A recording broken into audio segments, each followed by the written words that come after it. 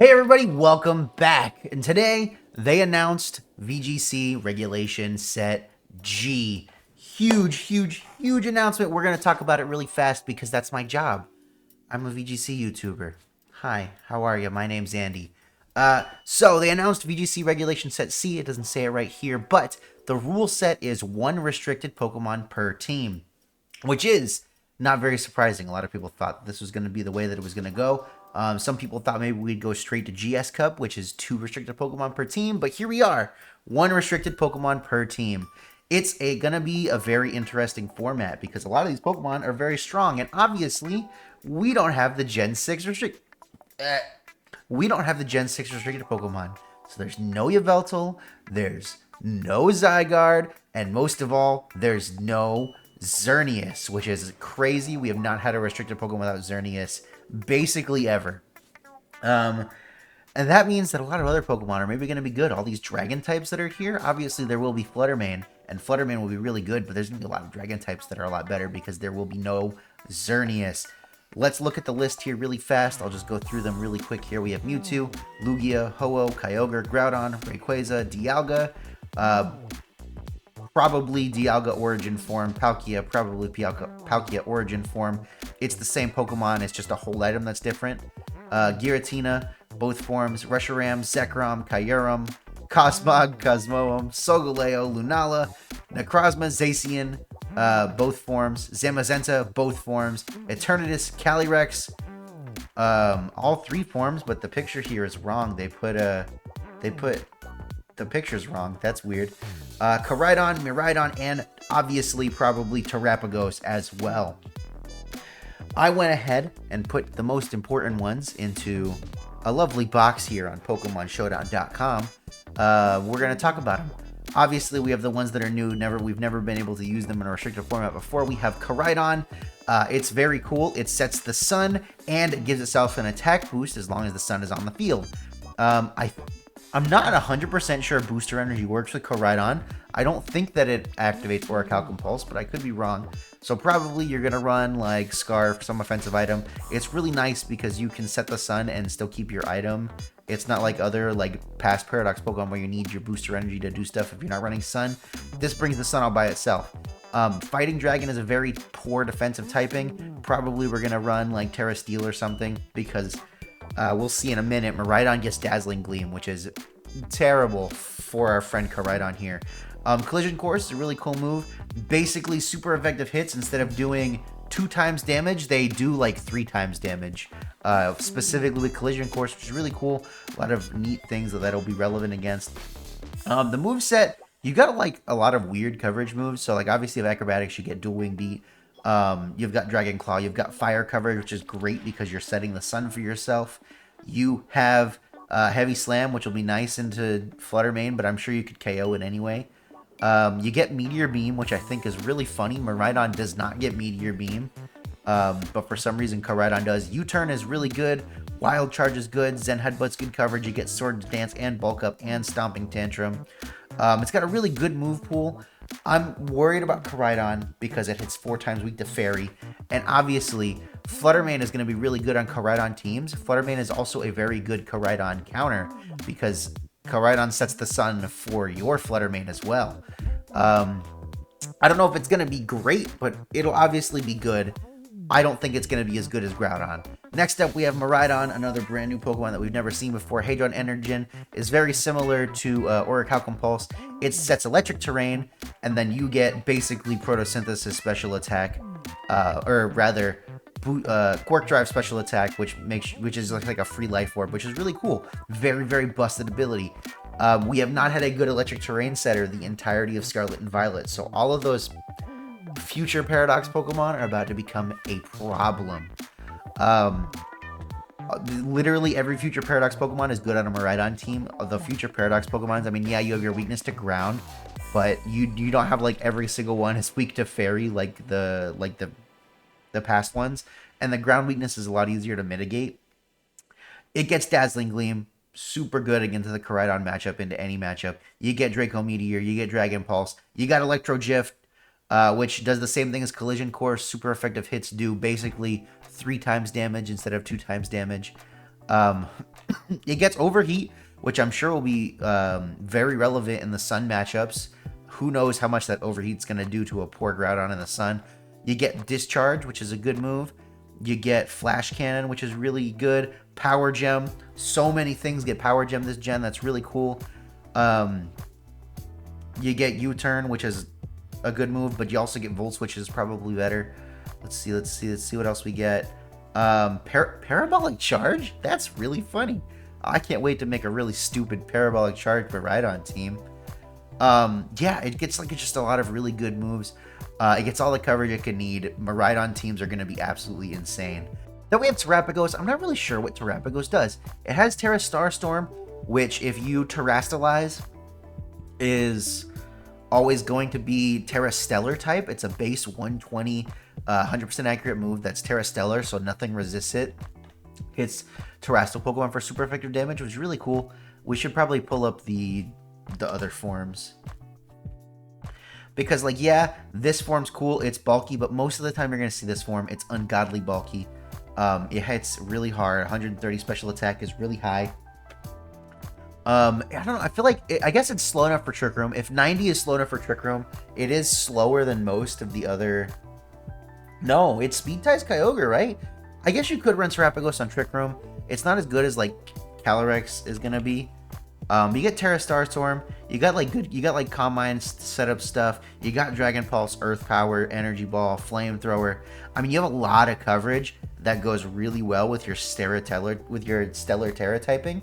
And Terra Starstorm does not have the drawback of dropping your stats when you click it, like a Terra Stellar Terra Blast would. So I don't know, maybe it'll do stuff. You also got a really cool ability when you Terrastalize. Basically, it's once per battle? That's so bad. Wait, that's so bad. It's once per battle? When Terapagos Terrastalizes, this ability will activate and it will get rid of all weather and terrain, which is really cool, but I didn't realize it was a once per battle effect. That makes it kind of bad. I thought it was like once per switch in or something. Ooh, I don't know. I think Terapagos might be hot trash. But it's important because we've never seen it before. So we don't know until we know. I put Palkia and Dialga's origin forms on here. This is basically Palkia if it was really fast. Same special attack stat, same bulk. All they did was take some attack and make it even faster. That's literally all Palkia origin form is. And 120 is very fast. Hydro Pump, Spatial Rend, Ice Beam, Power Gem. You get Draco Meteor. You get Flamethrower. You get Focus Blast. You get all the coverage you could ever want. You get Electric coverage. This is going to be a monster if you can set it up on the right team. And obviously, with not as many fairy types running around, Water Dragon is a really, really good defensive typing, as long as you can avoid, like, Flutter Mane. This is going to be a scary Pokemon. Obviously, it's not as fast as Miraidon. It's not as fast as, like, Zacian or Calyrex-Shadow, but 120 is very fast.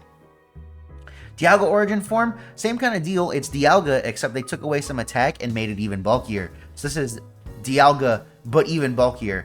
Obviously, it can still set up Trick Room. Steel Dragon is a very, very good defensive typing. You got Flash Cannon. You got Draco Meteor. I wish it got Meteor Beam, because if Dialga got Meteor Beam, that would be so good. I guess with Adamant, since you have to hold Adamant Crystal, that doesn't really make sense, but that's neither here nor there. You've got Overheat. You've got the Power Gem again. You got Electric coverage. Basically all the coverage you could ever want. You hit really hard. Really the only downside is you have to run Draco Meteor as your Dragon type move, and you have to run, with Palkia, you have to run Water. Hydro Pump is your Water type move. That's basically all that you have.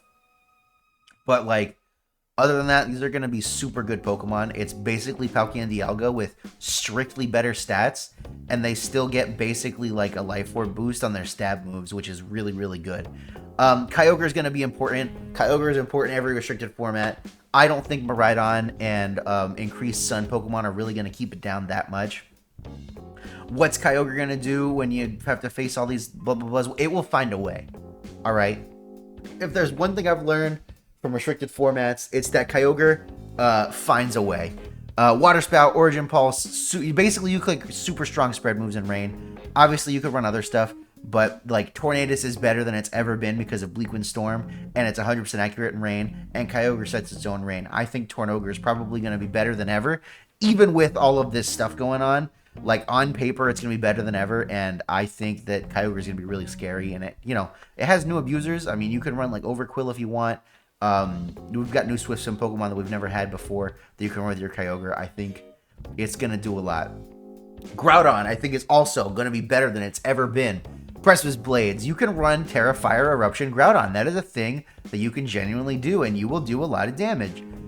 Heat Crash is a good move this generation. It wasn't a good move last gen. It's a good move now. Heat Crash is a scary move that's basically going to be full base power into everything, and that's just terrifying. That is a Heat Crash in the sun that you do not want to eat.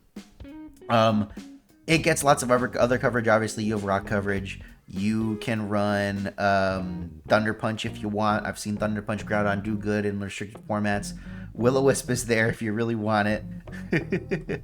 But basically, Groudon is here to set the sun for all of these past Paradox Pokemon, probably in a better way than Koraidon can, and it's going to be insane. And, honestly, I'm kind of excited to play Groudon Sun. I want to play it with Scovillain. I don't care if it's bad, but Scovillain is my boy. Calyrex-Shadow. Calyrex-Shadow is going to be good. It's got Astral Barrage. It's got Expanding Force. It has Terra Blast to cover its weaknesses. Probably we're going to run like some like Terra Fighting, like Terra Blast shenanigans to get rid of Incineroar. And I bet it can do it. Like, honestly, Life Orb or Sash or whatever, run the Protect. There you go. This is a Calyrex-Shadow that can win tournaments already. Like, we're already there. Wow, we did it. Calyrex-Shadow is just a really scary, terrifying Pokemon. Obviously, it has its 4 times weaknesses to keep it down, and I think that it probably will for the most part. And there's a lot of mons that are going to resist Astral Barrage and Expanding Force, like Incineroar is just a really good Calyrex-Shadow answer. But I still think it's going to be really, really good. It's not going to be dominating, but it's going to be really, really good. I think Miraidon's probably the best restricted Pokemon, but we can talk about that at the end. Calyrex-Ice, the best Trick Room restricted. It has 50 base speed. It is slower than every other restricted Pokemon, unless you count Cosmoem, and we don't count Cosmoem. It gets Trick Room. It gets Curse now. I don't think it got Curse before. That's kind of cool. Maybe Curse Calyrex-Ice can be a thing. But you get Glacial Lance, which is a super strong spread Ice-type moves. Ice types are better than they have ever been. Calyrex-Ice, Snow, Hail. Snow teams are going to probably be pretty good. You get Heavy Slam for Fluttermane. Don't let Fluttermane keep you down. I think you also get like Iron Head, and no, you don't actually get Iron Head. I think you get Smart Strike. You don't get Smart Strike anymore, so it's Heavy Slam or nothing. I bet Fluttermane doesn't eat Glacial Lance, though. Both of these Pokemon have really good abilities that basically are Unnerve with a ability that raises your attacking stat, which is Special Attack, Physical Attack, every time you take a KO. This is basically Unnerve and Moxie all together as one on a Pokemon with a base 120 Ice-type spread move, and that is very scary. Again, Incineroar is a really good counter to this, but you do have, tools that hit it at least with Calyrex-Ice in a way that Calyrex-Shadow doesn't. You do get high horsepower, which you can run. You do get Close Combat, which will probably just KO an Incineroar, even at -1. Lunala, I think, is going to be pretty good. It has the same typing as Calyrex-Shadow, so in a way, you can Terra to get rid of that typing. But it has a lot of really good supporting moves. It has Meteor Beam to deal with Incineroars. You can run your Power Herb Meteor Beams, which I really like. I don't know what's going to be best on Lunala. It's always a Pokemon that's good and is really good if you play it on the right team, but is really hard to use if you don't know what you're doing. I think it's going to be the same thing here. Rayquaza gets honorable mention because it has Extreme Speed, and it can run Choice Band, Terra Normal, Extreme Speed, and also it can get rid of Weather with Airlock, which is pretty cool. I think that Dragonite probably still does this job better, but you know that you're going to see some punk out there running Terra Normal, Choice Band, Extreme Speed on their Rayquaza next to Chien-Pao. It's going to happen. You get a lot of other good coverages. It's really good. You basically get your own Brave Bird that instead of taking HP lowers your stats, which is going to be really good. You can run Outrage if you really want to. Or just like Dragon Claw. You can basically run this as like maybe better Dragonite, but Dragonite has a very doesn't have that. Its attack stat's not that much lower, and Dragonite can't be intimidated or faked out. Pick your poison. But you do also have a very high special attack stat, and it is worth mentioning that Meteor Beam, Special Rayquaza, or just any Special Rayquaza is also viable. It has the same attack stat as it does Special attack stat.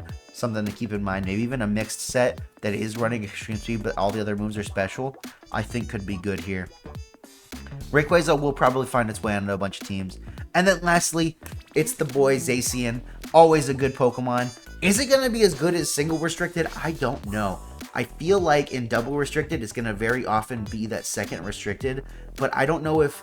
Maybe Zacian is the... Zacian's probably the balanced team pick. It's just matches up really good into everything. It's faster than pretty much everything except for Calyrex-Shadow. You don't even need to run max speed to like outspeed Koraidon, Miraidon. It gets Behemoth Blade. It gets all the coverage it could want. It gets Wild Charge. It gets Play Rough. It even gets Quick Attack if you want to run Terra Normal Quick Attack. That could be funny. It gets Trailblaze.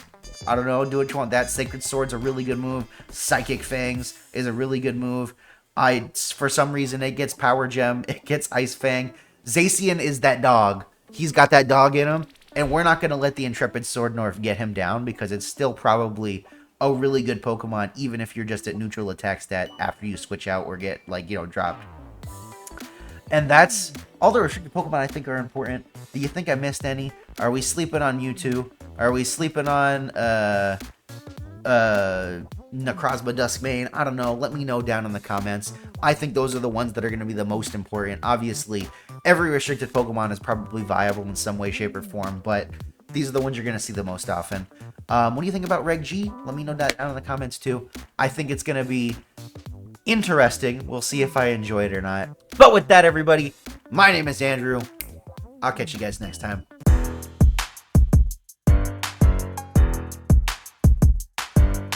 Once upon a time, man, I heard that I was struggling. Came from a gen where power creep wasn't coming in. Face long, stats tight, defense up, shack height. Sturdy on me, sash like, got the TM last night. Hit me with that good move, make the smile and act right. Bast boys, bout to hit that builder. I know that's right. Big Bast busting out these body presses, bout to buy a body bag and